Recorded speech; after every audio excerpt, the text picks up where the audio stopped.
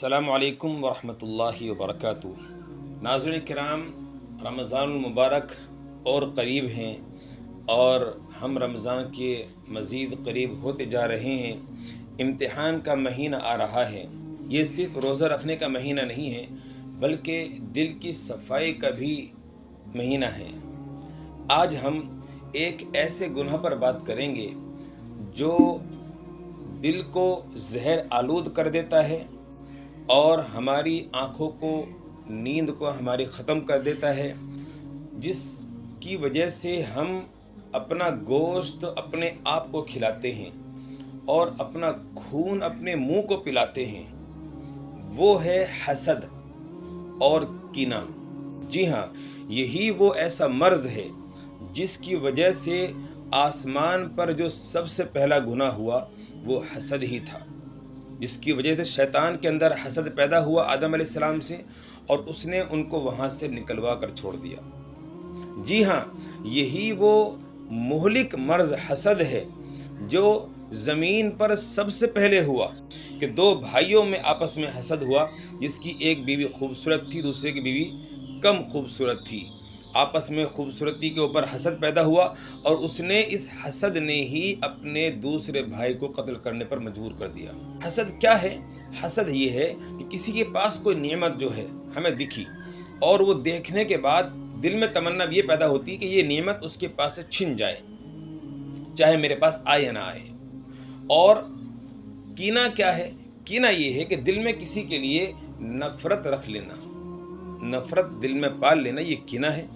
कुरान करीम की सूरत निसा के अंदर आयत नंबर 32 में अल्लाह रब्बुल इज़्ज़त फरमाते हैं, वला ततमन्नौ मा फज़्ज़लल्लाहु बिही बअदकुम अला बअद, और ना तमन्ना करो उन चीज़ों की जो अल्लाह ने तुम में से बाज़ों को बाज़ पर फजीलत दे रखी है। क्यों तमन्ना करें हम इस चीज़ की कि जो हमारे पास नहीं है? यही वजह है कि हसद करने वाला आदमी अल्लाह की दी हुई नेमतों पर राज़ी नहीं होता।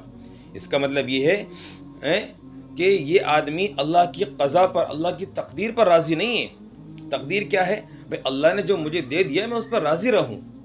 अगर मैं इस चीज़ पर राज़ी रहूँगा कि अल्लाह ने मुझे जो भी कुछ दिया हुआ है मैं उस पर राज़ी हूँ, खुश हूँ, अल्लाह का शुक्र अदा करता रहूँ, तो अल्लाह रब्बुल इज़्ज़त भी कल क़यामत के दिन हमारे से निकले हुए अमाल पर, जो हमने ज़िंदगी में किए होंगे, जैसे भी किए होंगे, थोड़े होंगे, तो अल्लाह हमारे उन अमाल पर भी राज़ी हो जाएगा। तो मेरे भाइयों, हसद से बचो। हसद से आदमी अपना नुकसान करता है, दूसरे का नुकसान नहीं करता।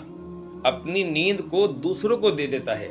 हसद, हदीस में अल्लाह के नबी अलैहिस्सलाम ने फरमाया कि हसद नेकियों को इस तरह से खा जाता है जिस तरह आग लकड़ी को खा जाती है।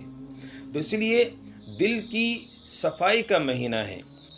हसद से होने वाले बेशुमार नुकसानात हैं। सबसे पहला नुकसान ये होता है कि दिल की बेसुकूनी ख़त्म हो जाती है। जहन परेशान, टेंशन, उसके पास ये क्यों है, उसके पास वो क्यों है, इतना क्यों कमा रहा है, वो ऐसा क्यों खा रहा है, वो इतने अच्छे कपड़े क्यों पहन रहा है, इसी तरह से बहुत सारी चीज़ें। और भाईचारा इससे ख़त्म हो जाता है, मोहब्बतें ख़त्म हो जाती हैं और नफ़रतें पैदा हो जाती हैं। वो तो हमसे जलता है, वो तो हमसे फूकता है, वो हमें अच्छा खाता पीता देखना नहीं चाहता, हर वक्त लड़ने के चक्कर में रहता है। इस तरह की बातें ये बाद में होती हैं।